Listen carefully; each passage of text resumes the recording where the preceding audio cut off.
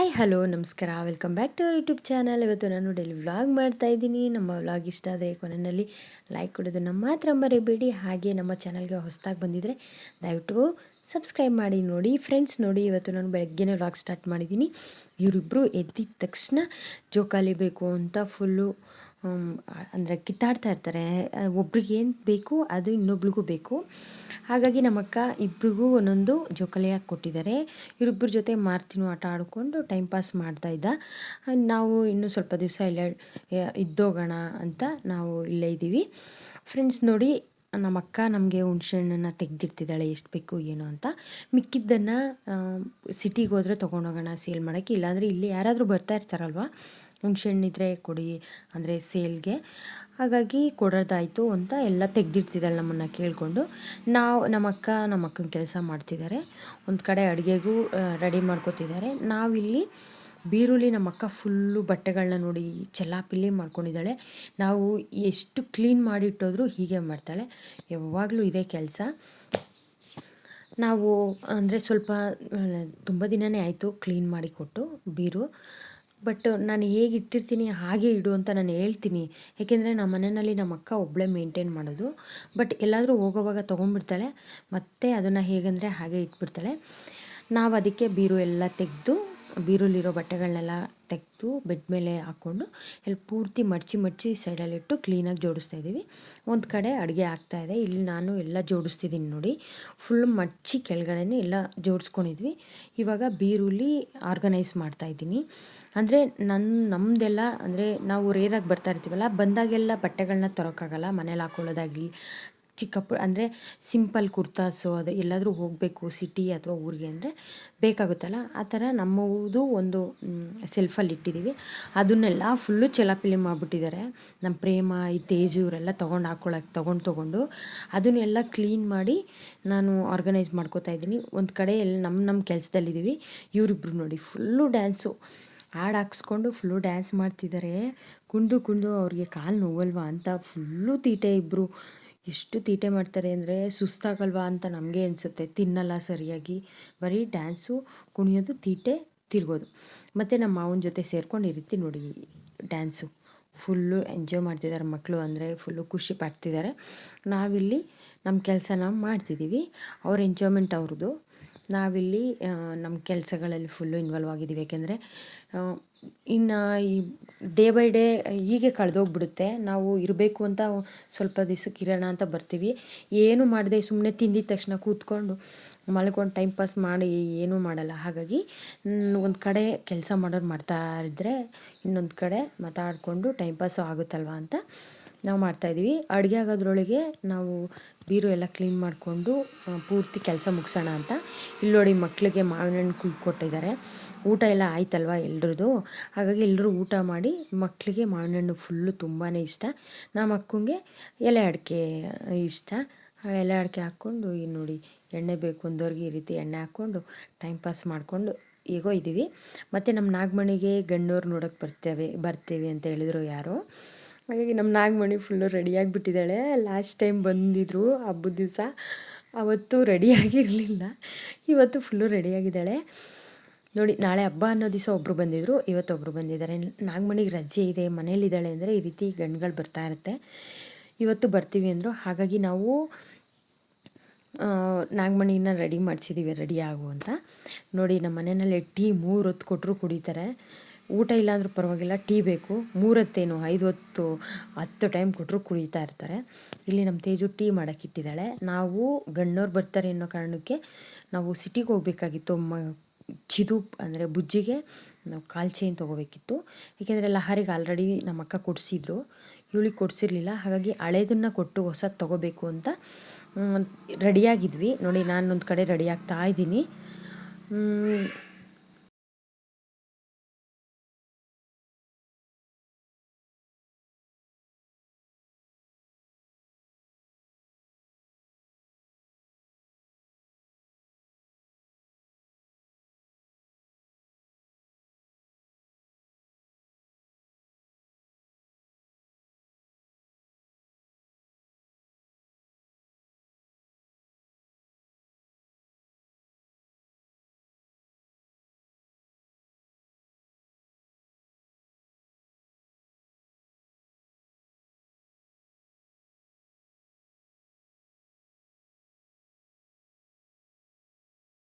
ಲಾಸ್ಟಲ್ಲಿ moisturiser apply ಮಾಡಿ, ಅಂದರೆ ಬಾಡಿ ಲೋಷನ್ ಮಾಯ್ಶ್ಚರೈಸಿಂಗ್ ಅಪ್ಲೈ ಮಾಡಿ ನಾನು ರೆಡಿ ಆಗ್ತೀನಿ.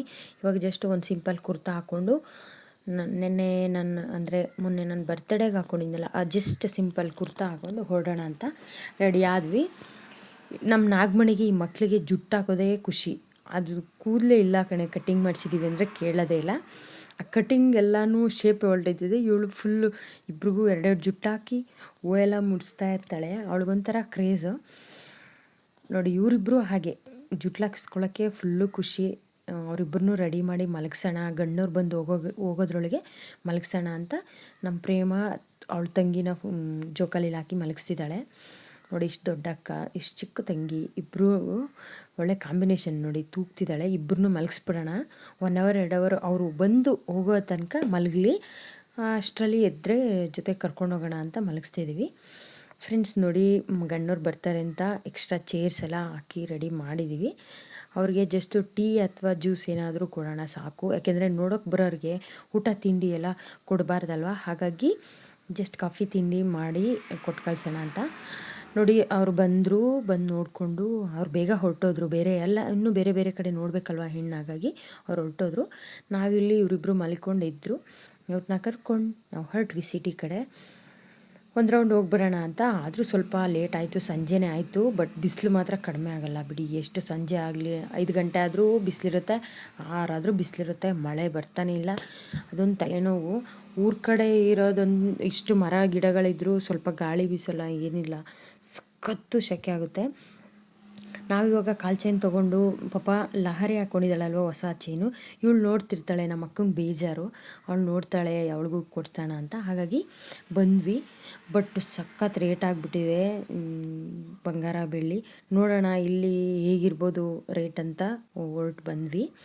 ಫೈನಲಿ ನಾವು ಬಂಗಾರದ ಅಂಗಡಿಗೆ ಬಂದ್ವಿ. ಇಲ್ಲಿ ಕೆಳಗಡೆ ಫ್ಲೋರಲ್ಲಿ ಗೋಲ್ಡು ಅಂದರೆ ಆರ್ಡರ್ ತೊಗೊಳ್ಳೋದು, ಚೈನ್ಗಳು, ಅದು ಮೇಲೆ ಬರೀ ಬೆಳ್ಳಿದು ಅಂದರೆ ಪೂರ್ತಿ ಬೆಳ್ಳಿ ಐಟಮ್ಸ್ ಏನೇನು ಸಿಗುತ್ತೆ ಎಲ್ಲ ಮೇಲೆ, ಮತ್ತು ಚಿಕ್ಕ ಪುಟ್ಟ ಇಯರಿಂಗ್ಸ್ 2 ಇದೆ.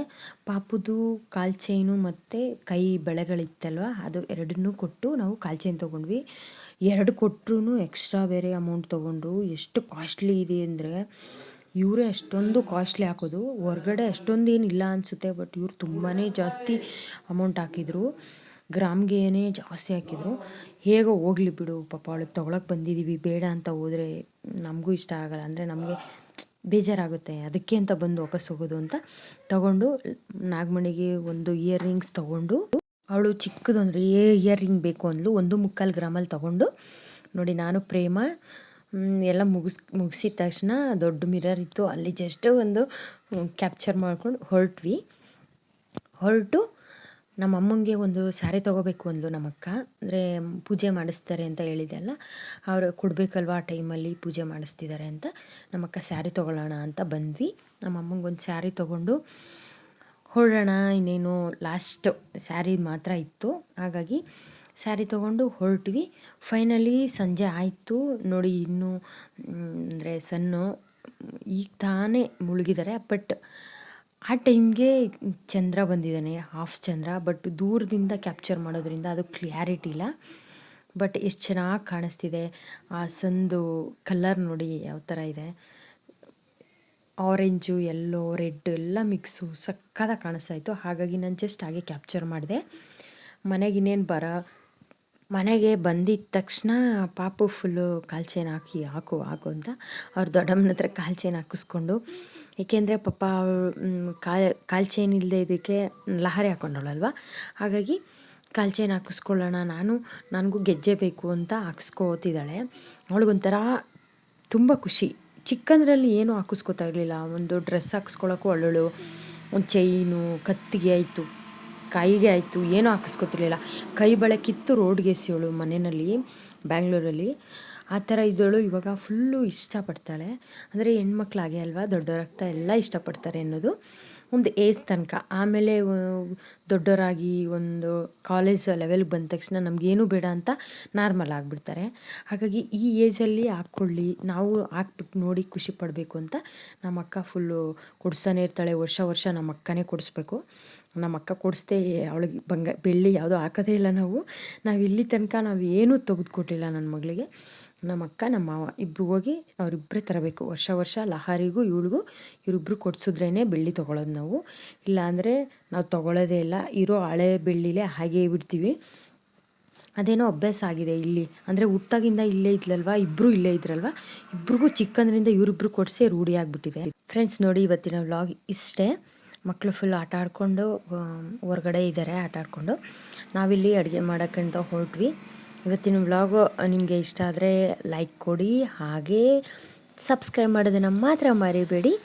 ನೆಕ್ಸ್ಟು ಮತ್ತೆ ಒಂದು ಒಳ್ಳೆ ವ್ಲಾಗ್ ಜೊತೆ ಸಿಗ್ತೀನಿ. ಅಲ್ಲಿ ತನಕ ಟೇಕ್ ಕೇರ್, ಬಾಯ್.